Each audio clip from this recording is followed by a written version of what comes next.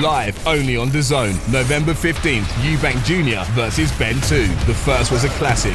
Now it's the rematch. The greatest rivalry British boxing has ever seen. Eubank Jr. versus Benn 2. November 15th. Click the link in the description to buy now. In this sport, you don't wait for judges to decide your fate. 10x Token puts you in control. Stake instantly, speculate discreetly, and keep your moves private. Register now for your share of the $250,000 prize pool. Multiple winners, bigger chances. 10xtoken.io. Terms and conditions apply.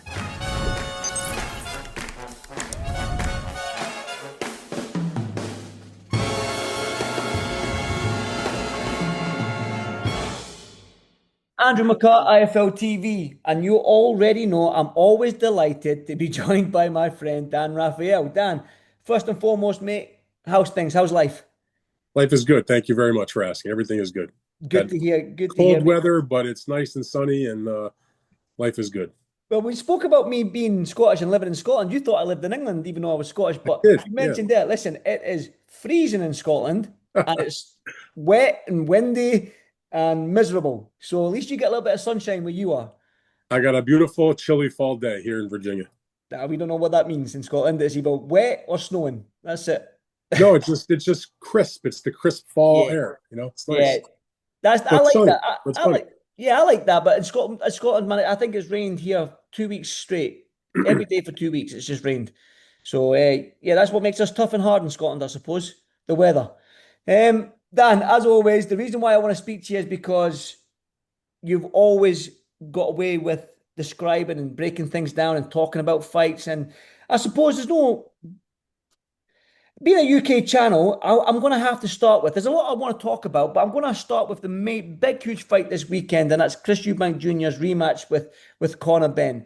Now, obviously, clearly, the promotion has been a lot quieter, I think it's safe to say, than the first fight. There was no egg slap. There was no back and forth with Eddie Hearn and Chris Eubank Jr. in the press conference. But the fight itself, what are you expecting? I mean, the first fight that took place earlier in the year, I think right now is probably the leader in the clubhouse for a lot of people in terms of being the fight of the year. Mm-hmm. So to think that the rematch would live up to that, it usually doesn't. I mean, some have. I mean, we've seen great rematches of all-time great fights.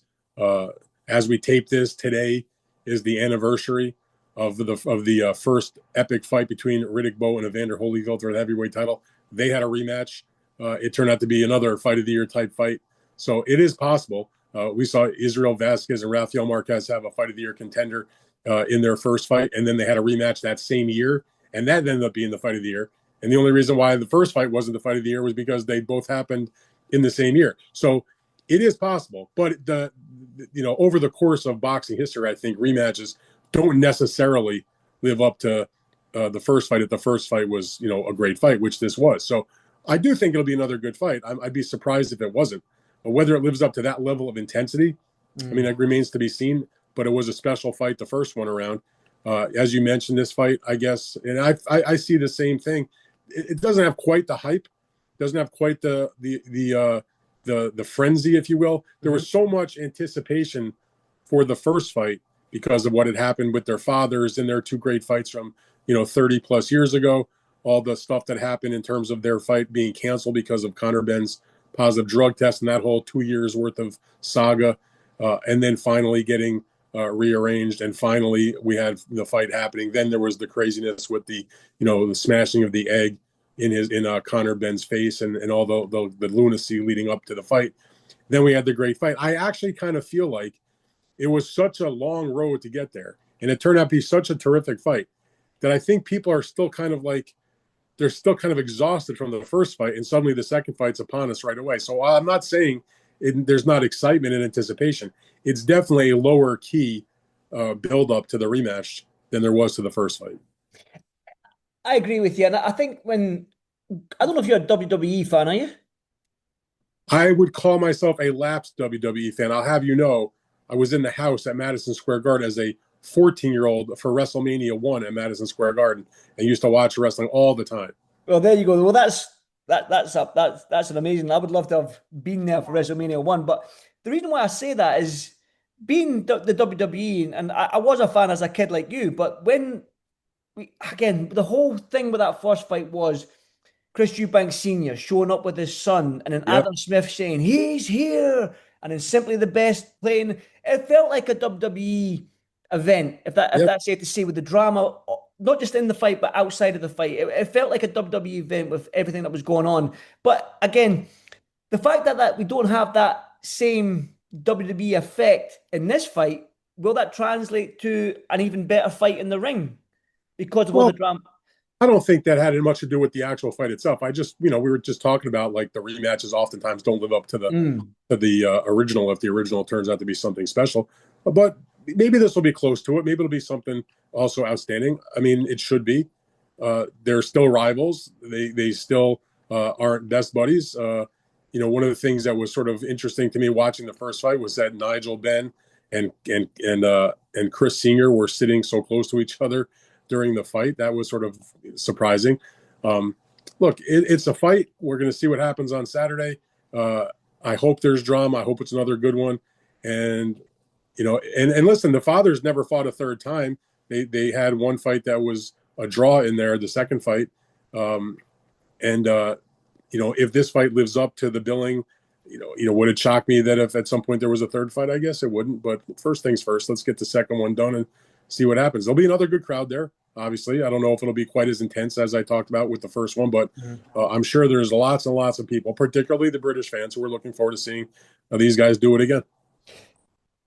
I know the press conference just went on, and I don't know if you caught any of it, have you? I didn't get a chance to see it. I was going to watch a little bit on the replay a little bit later. I was in the middle of doing a few other things this afternoon. Right, I want to get your thoughts on this because I know you and Eddie. I don't know if you.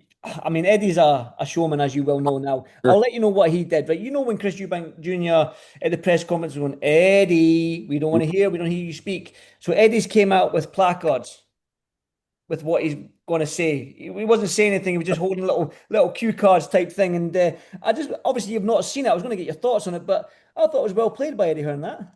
Yeah, I mean, listen, Eddie is, like you said, Eddie is a showman, and he obviously is aware that if he stood up to speak, that most likely that Eubank was going to do the same kind of thing and try to, quiet him down and kind of disrupt what he was trying to do. And so you have a little fun with it. And I have to say, if that's what he did, I've been to a million press conferences. I've watched, a million more.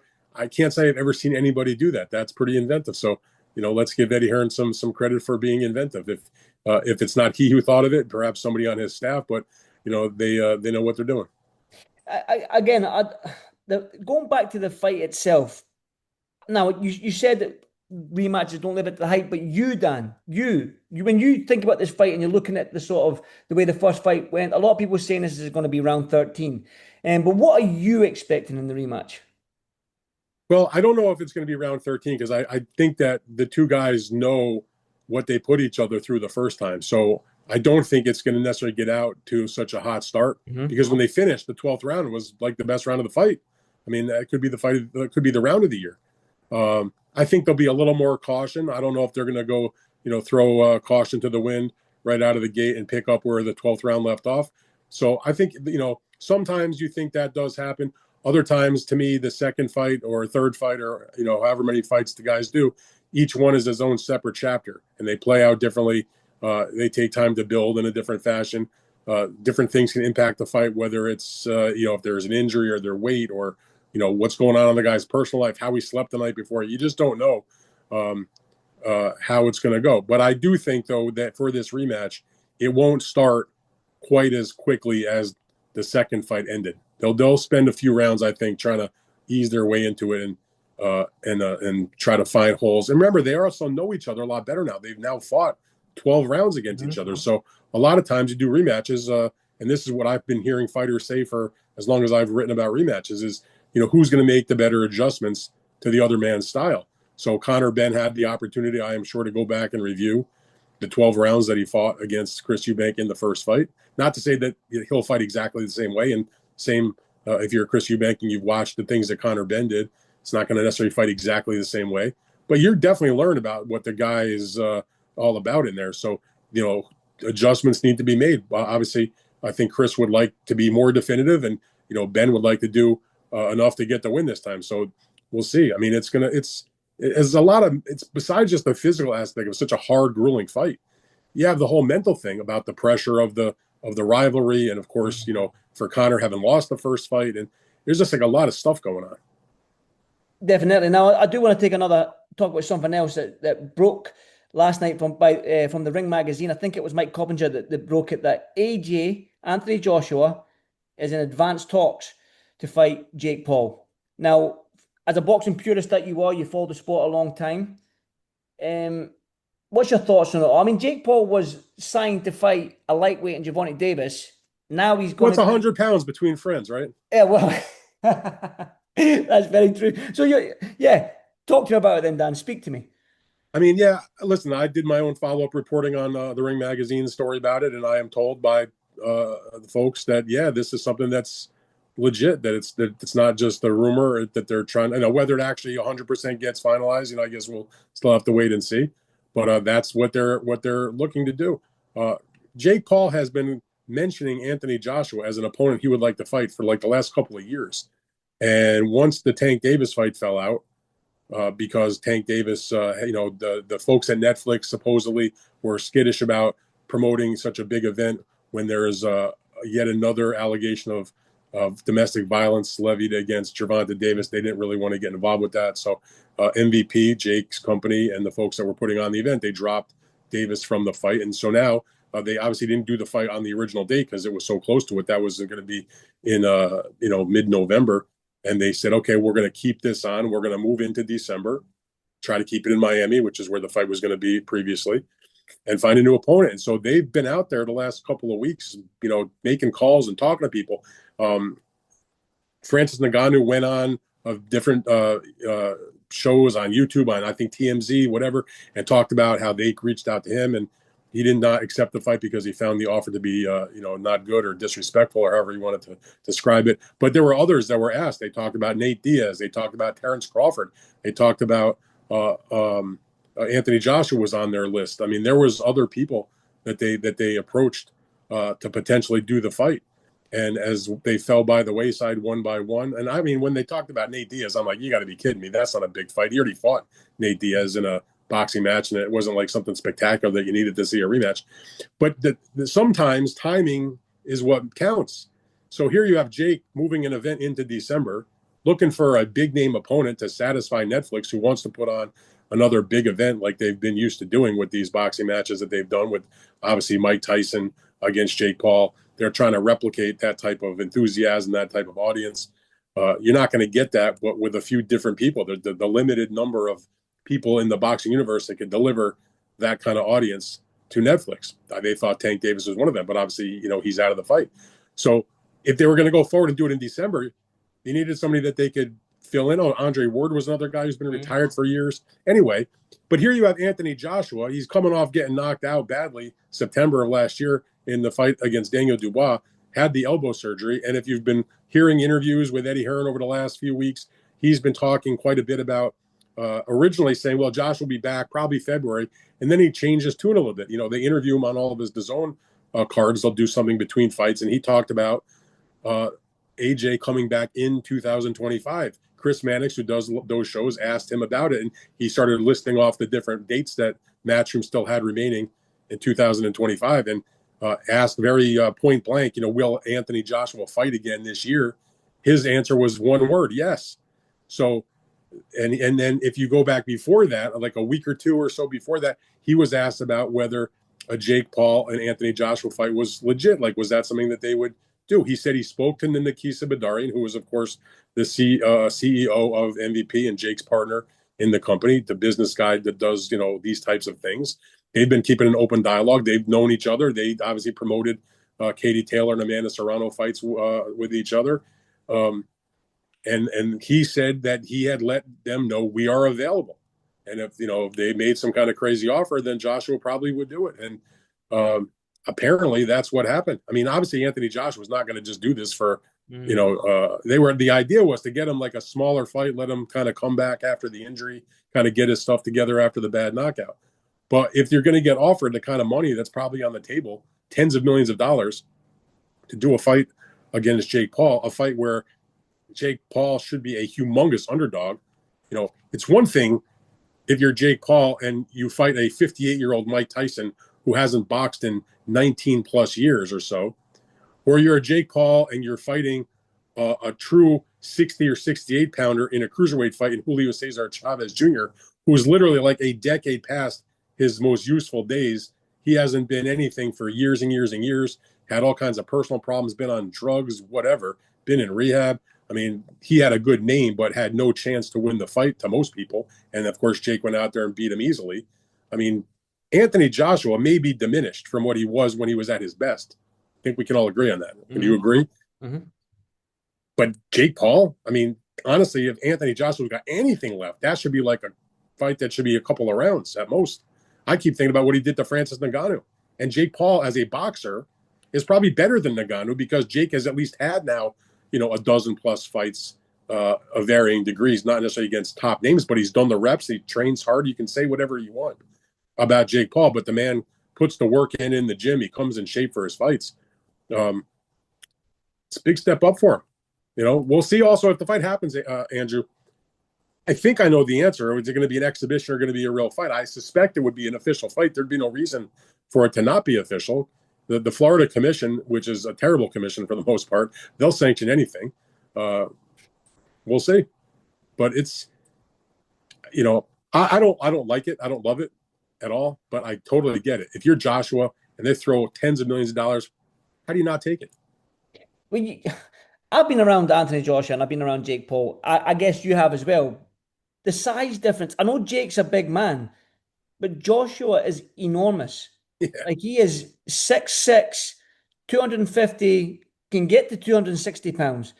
He is massive. And again, I look at this and you said that it's going to be a legit fight. Now, I know Jake Paul, when I say legit, I mean sanctioned. Sanctioned. Well, I understand. Yeah, I get what you mean. But you know what it's like on boxing fans on X and the likes. They'll say, "Oh, there's contracts where it's in the contract that there's no knockdowns. There's you can't knock Jake out." And we've seen it with the Mike Tyson stuff. That's all not. That's such a people have no fucking clue what they're talking about. That is just not true. The only time I can think of that there's been an exhibition where it was expressly talked about by the commission, where they did not want them to go all out, did not want to try for knockout. The notion that you can't knock a guy out is absurd because if you throw a punch and it lands, you can't control what happens when it lands. If that knocks the guy out, it knocks the guy out. But the fight I'm thinking about was when we're in the throes of COVID and they did the exhibition between Mike Tyson and Roy Jones. That was talked about as, look, they're going to go in there. They're going to, try to put on a show for the crowd. We're not going for knockouts. We're not looking to hurt the other guy. We're trying to display, whatever our skills are at this stage of their careers and let's have a good time. That was not the case when Jake Paul fought Mike Tyson. I mean, maybe as Jake said after the fact, he did sort of carry him to a degree because he didn't want to hurt him. Once he had him under control after like the second round, he was like, I don't need to hurt this guy. And so he didn't go after him. That was a real fight. Anthony Joshua was still an active heavyweight, still a rated fighter, still, even though coming off a loss, not that far away from having been a heavyweight champion of the world and fighting in the biggest fights in the sport. But the fact about the size that you mentioned, that's to me the craziest thing. Here you have Jake Paul, who's a 200-pound guy, a normal size cruiserweight, about 6'1", 200 pounds, has fought most of his fights, around 190 plus, up to 200. Did bulk up to fight at 227 and change against Tyson, but he's a cruiserweight. That's what he weighed in his last fight when he fought Julio Cesar Chavez in the summer. So he had made a contract with Tank Davis for an exhibition where they were very generous and said that Jake would make 195. I mean, like he's not really giving much there. That was the maximum for the fight. But Tank Davis has never fought a fight above 139 and change. So that wasn't really any kind of, you weren't really giving them anything. Yeah. So, and now, okay, so you have 200-pound or 195-pound, 6'1" Jake Paul fighting an exhibition against a 5'5", generously 135-pounder Tank Davis, who maybe would have weighed in the 40s, I guess, or even 150. I'm not sure that would have helped him. So, and he's not available. Now you're going to fight a 6'4" guy who's like 250 plus. Like, I mean, weight classes do exist for a reason. Yep. So, I mean, the whole thing is just, it's what boxing has come to. It's like, it's very unfortunate, but it is what it is. And you mentioned the Ngannou fight, and that's what sticks in my head. Ngannou's a big guy, right? He is a fighter. He's took shots from big men. legitimate big men in the UFC, Tyson Fury. So what Joshua done to Ngannou, now Joshua might not have been in his prime against Ngannou, but he still showed levels of what he can do against somebody that hasn't been in the sport long enough. Now, Jake Paul hasn't fought anyone that you've mentioned with, again, I don't want to say like with heartbeat, but Mike Tyson, Julio Cesar Chavez, even though they were boxers. He hasn't fought anybody. But that's what I mean. They were boxers, but way past their prime. I'm not saying Joshua's in his prime, but his prime wasn't 10 years ago. Right. And the three guys that Jake fought that were not out of their prime, but probably aren't ever going to have a prime, to be kind. He fought two guys that had like okay amateur careers, but had different issues. Either they're coming off tremendously long layoffs and this and that. Those are sort of the smaller fights that were non-pay-per-views. He took them out in one round. At the time, he was talking about, I want to try to get my reps in. I want to try to, build my skills. So those were the kind of fights. If you didn't have the name Jake Paul and you were just a regular fighter starting out and you were 9-0 or 9-1 or whatever his record was at that time, 10-1, those were appropriate kind of matchups. But they didn't do anything for him. The fans didn't really care. So he had dispatched these two, unknown pros.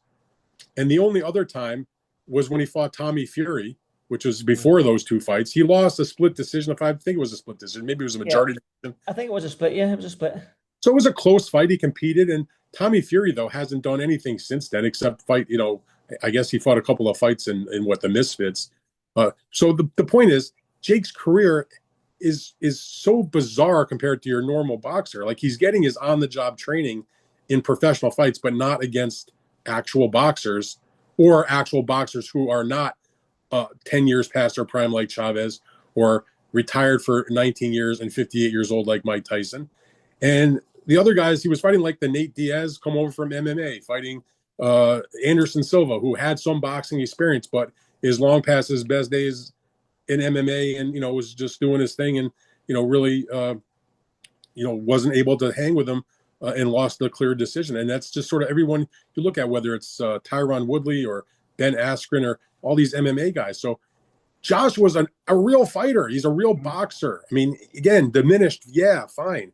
But it's a totally different ballgame. And he's going to have 50 pounds on the guy. Presumably, there's not some wacky weight restriction. I'm sure if they make this fight, they're not going to have any kind of wacky weight restriction on Joshua, who wouldn't take, if he's only given, a few weeks, he's not going to take that. I mean, they need him to keep Jake's schedule going a lot more than Anthony Joshua needs Jake Paul. Again, going on what Eddie Hearn said as well, he said that for, obviously, when he was talking about the return of Joshua in 2026, it was a February, like you said, and then hopefully Tyson Fury at the tail end of 2026. Do you still see that Tyson Fury-Joshua fight happening? Is that a possibility, or is that ship sailed? Is that another Mayweather-Pacquiao sort of fight? No, I'm sure it's still possible, but it doesn't. It comes down to what's Tyson Fury going to do? Is he going to come out of retirement and fight the fight? And is there going to be a business deal on the table that will make it worth his while? If, I'm not sure who's putting up the money. If Turkey's going to put up money, are they somebody going to give them a guarantee? Are they going to work for small money or no guarantee and just hope it hits big on pay-per-view? I mean, so they have to take all those things into account of whether they're going to decide whether or not they want it. I mean, Joshua was pretty clear he'd like to fight Tyson Fury finally at this point. He's been saying that quite a bit. But again, it's going to come down to whether Tyson Fury decides to unretire. I mean, I've said all along, I don't really believe his retirement's for good. But then there's the second part of that equation is, okay, fine, if I come out of retirement, who's paying me and how much? We'll see. Now, but we're talking about two fighters there that are probably past their prime in Tyson Fury and Anthony Joshua, but two fighters. I mean, probably. Definitely. Well, okay, they definitely are, right? Okay, I was being nice. I was trying to be kind. There's nothing unkind about saying the facts. All right, okay, they're past their prime. We've got two fighters past their prime. Now, but two fighters that are in their prime, I think we know where I'm going with this, is Jaron Boots Ennis, Virgil Ortiz. Now, I've seen a lot of talking heads, me included. I've said, I don't care there's not a world title on the line. I want to see that fight next. The two fighters in their prime, when you look at the way they fight, Ortiz and Boots Ennis, I'm like, yes, why not make it now?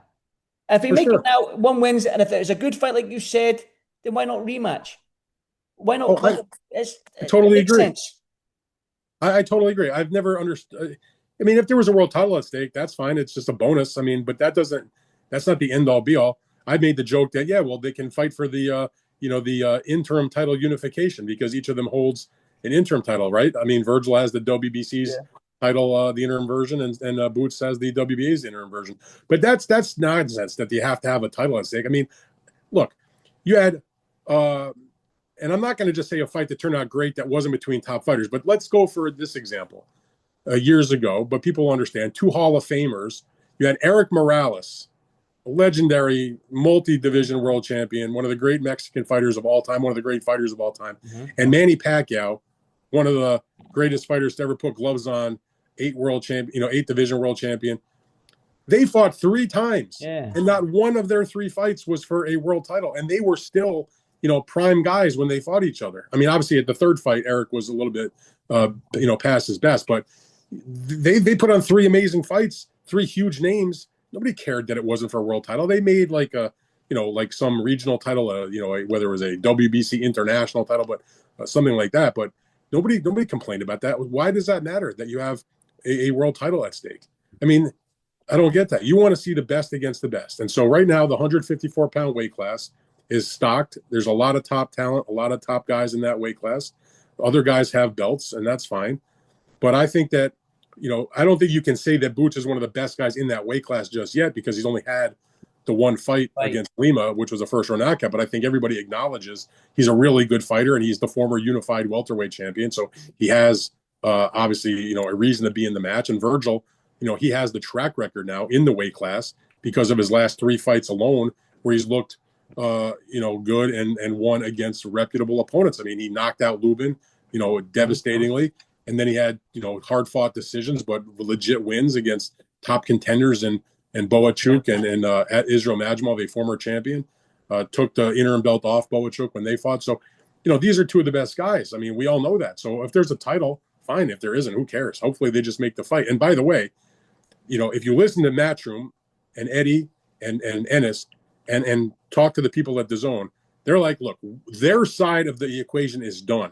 Signed, sealed, delivered, agreed to 100%.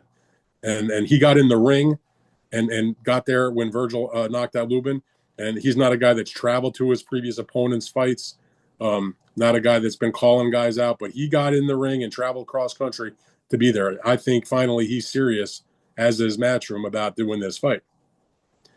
Now it's really what I am told by the DAZN people, and it's down to them tidying up with Virgil. It's going to be they got to figure out their part of the equation between Oscar and Virgil and Virgil's manager, Rick Meridian, and get the deal done. But there's so much intense pressure being brought to bear by DAZN, which I'm glad to see, by the way. They're the buyer. They have every right to demand the product that they want and not accept something lesser, particularly when everybody's talking about this fight. It's a hot fight right now. It'll do good business, but you have to be, you got to crunch the numbers in a normal way. You can't say I want, $50 million when, it just doesn't exist. Or, right now, I think the post that Virgil's manager made was talking about like $10 million. I'm like, I mean, you can always ask for it, right? There's nothing wrong with asking for it, but whether that actually works, I have no idea. Sometimes, it doesn't work out like that. I mean, we're talking about trying to get 10 pounds of shit in a 5-pound bag. It doesn't necessarily work out like that. So they're making the sausage right now. Let's hope they get it all done. That was going to be my next question, was about Rick Meridian, because he put out, I think he replied to Eddie Hearn on an Instagram post reference about putting 7 numbers and we 7 zeros on the end of that or something along them lines. I can't quite remember. Now, is he pricing himself out because he doesn't want to fight, or is he aiming high to get the number that he really wants, which could be 5 million?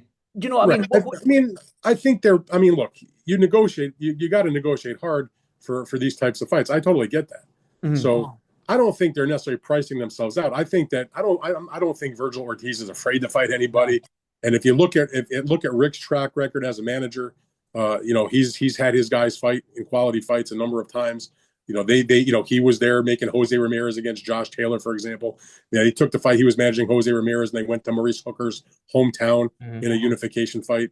They did the Majmov fight with Virgil, did the fight against Boachuk. In other words, the track record that Rick has is as a manager who is willing to match his guys with real opponents. But the other part of, like any good manager, is you want your manager to fight for you to get the best deal possible. So to me, there's always a happy medium, right? There's a number that you shouldn't be insulted by, but there's also the possibility of overreach. And if you run the numbers, and they have better access to that than you or I do, and they'll understand what's available. They know what the offer is in terms of a guarantee, and you do your best to get the best deal. So it's never a good thing. Negotiate. It's good for guys like us if you want to negotiate in public, because we got stuff to write about, stuff to talk about. But if you really want to make fights, you just shut your fucking mouth and get in a room and make the deal. Dan, we've spoke on numerous occasions during these interviews, and we've spoke about American boxing. What does this fight do for American boxing, this Virgil Ortiz against Boots Ennis fight? For us, even guys here in the UK, it's two American fighters that might not be well known in the UK, obviously, but I think as a boxing purist, I'm looking at that fight and thinking that's a make the fight happen. It just makes sense. So, but what does that do for American boxing as a whole? Because you've been starved of mega fights out there or big fights out there. Yeah, I don't know if I can call this a mega fight. I don't think, let's not get too carried away. What it is, it's a really outstanding fight between two top guys, obviously American, as you mentioned, both in their primes, undefeated, in their 20s, who've wanted to fight each other. Supposedly, they've called each other out. They've shown up at each other's fights. There's a reason. DAZN wants to do it. The promoters have said they're interested to do it. Apparently, the Boots side and Matchroom have signed off on it. So from that standpoint, it's a very good event. And yeah, for American boxing, it's about as good as you can get. And the thing that's so good is that it will just show you that we still have the ability here in this country to make some highly significant, important fights, because we've had such a lack of them over the last little bit of time. And what will be great is if this fight gets done, and I have reported that the date that they're looking for this fight on is March 28th, that Golden Boy has gone to the powers that be, who run both the MGM Grand and T-Mobile Arena in Las Vegas. Remember, it's the same company. They're looking to put a hold on that date at one of those buildings. I've also heard beyond that, they've talked to the folks at the Inuit Dome in Los Angeles, which is a new stadium there, that they have had some conversations. Maybe they're interested to do the fight in LA, which is closer to Virgil's hometown. Obviously, Boots comes from Philadelphia. Vegas is more of a neutral. So there's definitely some stuff going on behind the scenes in terms of trying to lock down a venue and the date that would work for everybody. But that would be big for American boxing. But besides that, what would be so good is if that happens in March, you also have the very strong likelihood that come end of January, we're going to see another outstanding All-American fight between two, prime younger fighters, championship level fighters, in Shakur Stevenson, going from 135 pounds, where he's a lightweight champion, moving up to 140 to challenge the champion in that weight class, Teofimo Lopez, at Madison Square Garden potentially. So if you tell me American boxing has had its problems, agreed. But you can get over that very quickly. If come end of January, we got Teofimo against Shakur, and then a couple of months later, we got Virgil Ortiz against Boots Ennis. Those are two first-class, high-level, big-time fights that impact the rankings, the titles, pound for pound, you name it, all with guys that are still young and in their primes or approaching their primes. Definitely. And those two fights excite me as well. And it's been a while since I've been in America, but I'm pretty sure if those fights get made, I'm going to try my hardest to jump on that plane and get back over there. Dan, as always, I appreciate your time. There's 4 minutes left on the Zoom, so I do want to... I heard you done an interview with Benavidez, you said, which is going to be on your YouTube channel, on your podcast, so just let everybody know, because obviously Benavidez is fighting Yard next week. Is it next weekend? Yes, November 22nd. That's the headliner on the Ring Magazine card that Turkey is doing in Riyadh. Yep. Right. So right before we jumped on this interview for you and I to talk, I had done a Zoom with Benavidez, who had just arrived in Riyadh the previous day. He actually, though, had told me I thought he was coming from America to go there. They had been doing some training. They'd been for 3 weeks in Dubai to get ready before they went from Dubai to go over to Riyadh to settle in for the remainder of the time there. So we did that interview. David's always been a tremendous talker and a good guy to talk to. So we'll play that interview in its entirety on our next podcast episode, which will debut late Thursday night. And obviously you can listen to it anytime on any of the podcast platforms, Spreaker, Spotify, Google, wherever, Apple. And then we'll also, I don't know exactly, my partner, he'll put it up on our YouTube page sometime the next few days. It'll go up so you can see the video if you don't want to just listen to the audio. And hear him give his take on that big fight for him. A fight that will certainly set the table for lots of other possible fights. He's a big favorite, but he was talking about cruiserweight fights and other light heavyweight fights. And in addition to that, Abdullah Mason is on that card against the British undefeated contender Sam Noakes. That's one of the undercard fights too. That's a tremendous fight also. So I also have recently spoken to Abdullah Mason, and that video is on our YouTube channel right now, as well as on our most recent podcast episode. So folks can check that out. And as always, and the YouTube channel, by the way, is the Big Fight Weekend YouTube channel. The link will be in the description at the bottom of this interview with everything else that you do, your Substack, your podcast link as well. So everything that, if you want to hear these interviews, please hit the links that will be in the description box below this interview and support Dan as much as you can. Dan, thank you so much, mate. Enjoy the fight at the weekend, Conor Benn, Chris Eubank Jr. Hopefully there'll be some fight news coming along, because I always enjoy my interviews with you. I always enjoy talking to you, Dan. So as always, thank you, and have a good rest of your day, mate. I appreciate it. Thanks, bud. You bet, Andrew. Hope the weather gets better in Scotland. No chance. Never going to happen. But thanks, Dan. Thank you. See you later. Live only on DAZN, November 15th, Eubank Jr versus Benn 2. The first was a classic, now it's the rematch. The greatest rivalry British boxing has ever seen. Eubank Jr versus Benn 2, November 15th. Click the link in the description to buy now. In this sport, you don't wait for judges to decide your fate. 10x token puts you in control. Stake instantly, speculate discreetly, and keep your moves private. Register now for your share of the $250,000 prize pool. Multiple winners, bigger chances. 10xtoken.io. Terms and conditions apply.